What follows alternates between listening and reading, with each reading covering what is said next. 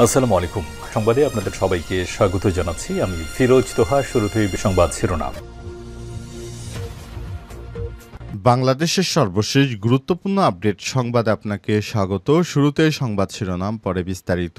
শুরুতেই জানাবো, বাংলাদেশের উপর যুক্তরাষ্ট্রের শুল্ক বাড়ানোর প্রতিক্রিয়া যা বলেন প্রেস সচিব। বিশ্বের বিভিন্ন পণ্যের উপর নতুন করে শুল্ক আরোপ করেছে মার্কিন যুক্তরাষ্ট্র। এই তালিকায় রয়েছে বাংলাদেশের নামও। আজ ওয়াশিংটনের স্থানীয় সময় হোয়াইট হাউসের রোজ গার্ডেনে সংবাদ সম্মেলনে নতুন করে শুল্ক আরোপের ঘোষণা দিয়েছেন মার্কিন প্রেসিডেন্ট ডোনাল্ড ট্রাম্প। আর এই বিষয়ে প্রধান উপদেষ্টার প্রেস সচিব কি বললেন, থাকবে গুরুত্বপূর্ণ সংবাদ, সঙ্গেই থাকুন। এরপর জানাবো, দুর্নীতির অভিযোগ নিয়ে মুখ খুললেন টিউলিপ সিদ্দিক। ক্ষমতাচ্যুত প্রধানমন্ত্রী শেখ হাসিনার ভাগ্নি ও লন্ডনের এমপি টিউলিপ সিদ্দিক বলেছেন, বাংলাদেশে তার বিরুদ্ধে আনা দুর্নীতির অভিযোগের বিষয়ে কোনো আনুষ্ঠানিক প্রশ্নের উত্তর দিতে তার আইনজীবী প্রস্তুত রয়েছে। আর সম্প্রতি ব্রিটিশ সম্প্রচার মাধ্যম স্কাই নিউজকে এক সাক্ষাৎকারে এসব কথা বলেন তিনি। এদিকে রাঙামাটিতে পার্বত্য উপদেষ্টা কালো পতাকা দেখিয়ে বিক্ষোভ। পাহাড়ে বরাদ্দ বৈষম্যের অভিযোগে পার্বত্য রাঙামাটিতে আগমনের প্রতিবাদে বিক্ষোভ ও কালো পতাকা প্রদর্শন করেছে বিক্ষুব্ধ ছাত্র জনতার ব্যানারে। আজ ৩ এপ্রিল শহরের বনরূপায় বৈষম্য বিরোধী বিক্ষুব্ধ ছাত্র জনতার ব্যানারে এই বিক্ষোভ মিছিল অনুষ্ঠিত হয়। এবারে জানাবো, ভারত থেকে এলো আরও 10,850 মেট্রিক টন চাল। ভারত থেকে এলো আরও 10,850 মেট্রিক টন চাল। আন্তর্জাতিক উন্মুক্ত দরপত্র চুক্তির আওতায় প্যাকেজ 8 ভারত থেকে 10,850 মেট্রিক টন সিদ্ধ চাল আমদানি করেছে বাংলাদেশ। চালগুলো চট্টগ্রামে বন্দরে জাহাজ নিয়ে পৌঁছে গেছে। বৃহস্পতিবার ৩ এপ্রিল এক বিজ্ঞপ্তিতে এসব তথ্য জানিয়েছে খাদ্য মন্ত্রণালয়। এদিকে হামিম গ্রুপের জিএমকে হত্যার ঘটনায় পলাতক সুজন গ্রেপ্তার। হামিম গ্রুপের general manager GM Mohammad Ahsanullah 48কে হত্যাকাণ্ডের ঘটনায় পলাতক আসামি সুজনকে গ্রেপ্তার করেছে র্যাপিড অ্যাকশন ব্যাটালিয়ন র্যাব। এ নিয়ে চাঞ্চল্যকর এই হত্যাকাণ্ডে মোট 4 জন আসামিকে গ্রেপ্তার করা হয়েছে। র্যাব জানায়, গ্রেপ্তার সুজন মূলত আহসানুল্লাহর গাড়ি চালক সাইফুলের সহযোগী নূর নবীর ঘনিষ্ঠ। তাকে সাইফুলও চিনত। তাদের পরিচয় আহসান নামে আরেকজন সহ 4 জন মিলে তারা হামিম গ্রুপের জেনারেল ম্যানেজার জিএম মোহাম্মদ আহসানুল্লাহকে অপহরণ করার পরিকল্পনা করে। এরপর সেদিন দিয়াবাড়িতে তাকে কুপিয়ে হত্যা করে পালিয়ে যায়। এবং সর্বশেষ জানাবো, নিয়োগে দুর্নীতি, ভারতে চাকরি হারালেন প্রায় 26,000 শিক্ষক। ভারতের পশ্চিমবঙ্গে শিক্ষক নিয়োগ দুর্নীতির মামলায় একসঙ্গে প্রায় 26,000 জন শিক্ষকের চাকরি বাতিল করে রায় দিয়েছে ভারতের সুপ্রিম কোর্ট। চাকরি বাতিলের পাশাপাশি দুর্নীতিতে অভিযুক্তদের চাকরি জীবনে সম্পূর্ণ বেতনও ফিরিয়ে দেওয়ার নির্দেশনা দিয়েছে আদালত। আজ বৃহস্পতিবার ৩ এপ্রিল সুপ্রিম কোর্টের প্রধান বিচারপতি সঞ্জীব খান্না ও বিচারপতি সঞ্জয় কুমার বৈষ্ণব এ রায় দেন। প্রিয় দর্শক, এতক্ষণ শুনছিলেন সংবাদ শিরোনাম, এবারে বিস্তারিত। তবে তার আগে বন্ধুরা, অনুরোধ থাকবে সংবাদটিতে একটি লাইক দিন। এই চ্যানেলে আপনি নতুন হয়ে থাকলে আমাদের সংবাদটি দেখতে দেখতে চ্যানেলটি সাবস্ক্রাইব করে রাখুন। কমেন্ট করে বন্ধুরা আপনার মূল্যবান মতামত জানিয়ে দিন আপনি বিশ্বের কোন দেশ থেকে বা বাংলাদেশের কোন স্থান থেকে আমাদের সংবাদটি দেখছেন এবং শুনছেন। এবারে বিস্তারিত। বাংলাদেশের উপর যুক্তরাষ্ট্রের শুল্ক বাড়ানোর প্রতিক্রিয়া যা বলেন প্রেস সচিব। বিভিন্ন দেশের উপর নতুন করে শুল্ক আরোপ করেছে মার্কিন যুক্তরাষ্ট্র।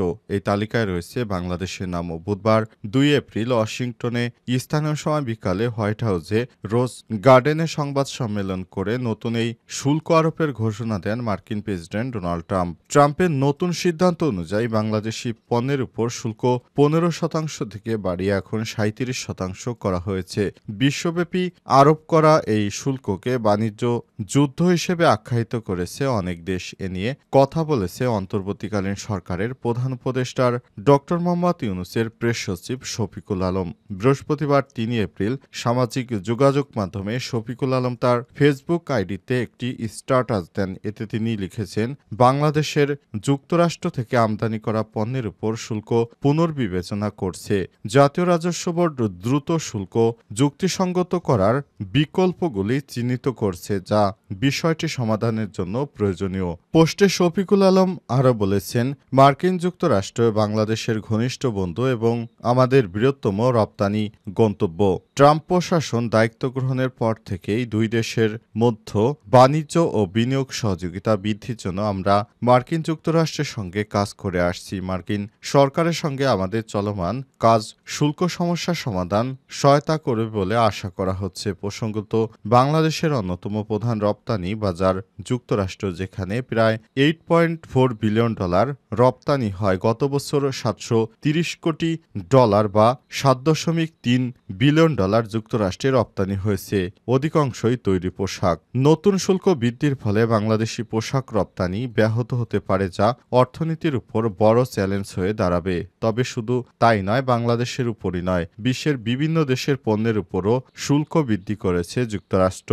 ভারতীয় পণ্যের উপর 26%, পাকিস্তানি পণ্যের উপর 29% শুল্ক আরোপ করেছে যুক্তরাষ্ট্র এবং চীনের উপর 34% এবং ইউরোপীয় ইউনিয়নের উপর 20% শুল্ক আরোপ করা হয়েছে। এতদিন বাংলাদেশি পণ্যের উপর মার্কিনীদের গড়ে 15% করে শুল্ক ছিল। গতকাল বুধবার বাংলাদেশি পণ্যের উপর এই শুল্ক আরোপের বিষয়টি জানিয়েছে মার্কিন যুক্তরাষ্ট্র। দুর্নীতির অভিযোগ নিয়ে মুখ খুললেন টিউলিপ সিদ্দিক। ক্ষমতাচ্যুত প্রধানমন্ত্রী শেখ হাসিনার ভাগ্নি ও লন্ডনে এমপি টিউলিপ সিদ্দিক বলেছেন, বাংলাদেশে তার বিরুদ্ধে আনা দুর্নীতির অভিযোগের বিষয়ে কোনো আনুষ্ঠানিক প্রশ্নের উত্তর দিতে তার আইনজীবী প্রস্তুত। ব্রিটিশ সম্প্রচার মাধ্যম স্কাই নিউজকে তিনি এই কথা বলেছেন।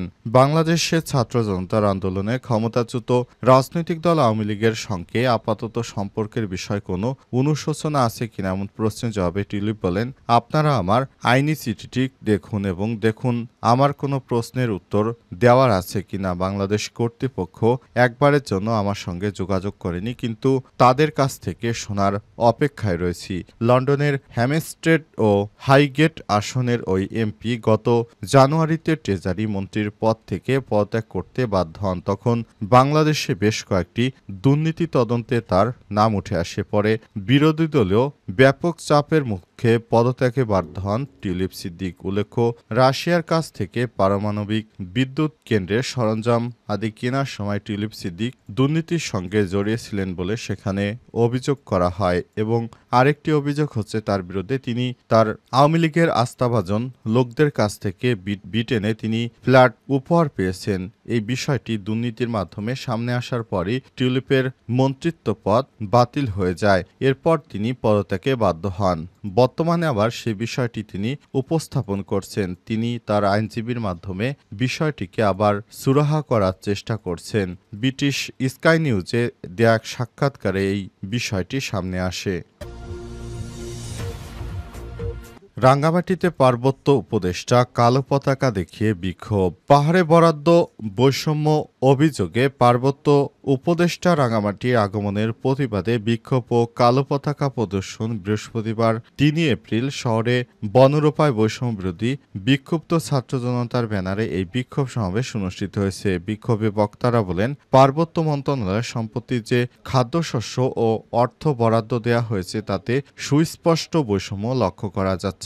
রাষ্ট্রের সম্পদ কোনো নির্দিষ্ট সম্প্রদায়ের জন্য নয়, এটি সকল নাগরিকের সমান অধিকার। অথচ পার্বত্য মন্ত্রণালয়ের সাম্প্রদায়িক উপদেষ্টা সুপ্রতীক চাকমা পাহাড়ি অঞ্চলে জনসংখ্যার প্রকৃত চিত্র ও প্রয়োজন উপেক্ষা করে একাধিক বরাদ্দ প্রদান করেছেন, যা চরম বৈষম্যমূলক। বক্তারা আরও বলেছেন, দ্রুত বরাদ্দ প্রকল্প বাতিল করে পাহাড়ি বাঙালি সকল জাতিগোষ্ঠীকে জনসংখ্যার অনুপাতে সমানভাবে বরাদ্দর আওতায় আনতে হবে। বিক্ষোভ সমাবেশে কালো পতাকা প্রদর্শন কর্মসূচিতে বক্তব্য রাখেন দ্য রেড জুলাই সংগঠন রাঙ্গামাটি জেলা শাখার যুগ্ম সদস্য সচিব ইমাম হুসাইন ইমু, সচেতন নাগরিক সমাজ রাঙ্গামাটি জেলা আহ্বায়ক মোহাম্মদ কামাল উদ্দিন, দ্য রেড জুলাই সংগঠন সহ মুখপাত্র সৈয়দা ইসলাম সাদিয়া, রাঙ্গামাটি বড়ুয়া জনকল্যাণের সংস্থার প্রতিনিধি শ্যামল চৌধুরী প্রমুখ। ভারত থেকে এলো আরও 10,850 মেট্রিক টন চাল। ভারত থেকে আরও 10,850 মেট্রিক টন চাল আন্তর্জাতিক উন্মুক্ত দরপত্রর আওতায় প্যাকেজ 8 ভারত থেকে 10,850 মেট্রিক টন সিদ্ধ চাল নিয়ে এমভি এইচটি ইউনিট জাহাজটি চট্টগ্রাম বন্দরে পৌঁছেছে। বৃহস্পতিবার ৩ এপ্রিল এক বিজ্ঞপ্তিতে এই তথ্য জানিয়েছে খাদ্য মন্ত্রণালয়ের সিনিয়র তথ্য অফিসার ও জনসংযোগ কর্মকর্তা ইমদাদ ইসলাম। উন্মুক্ত দরপত্র চুক্তির আওতায় ভারত থেকে মোট ৫ লক্ষ মেট্রিক টন চাল আমদানির সিদ্ধান্ত নেওয়া হয়েছে। এর মধ্যে ৯টি প্যাকেজে মোট ৪,৫০,০০০ মেট্রিক টন চাল আমদানির চুক্তি হয়েছে। ইতিমধ্যে চুক্তি মোতাবেক ৩,৬,৭৬৯ মেট্রিক টন চাল দেশে পৌঁছেছে। জাহাজে রক্ষিত চালের নমুনা পরীক্ষা ইতিমধ্যেই শেষ হয়েছে এবং চাল খালাসের কার্যক্রম দ্রুতই শুরু হবে। এজন্য প্রয়োজনীয় ব্যবস্থা গ্রহণ করা হয়েছে।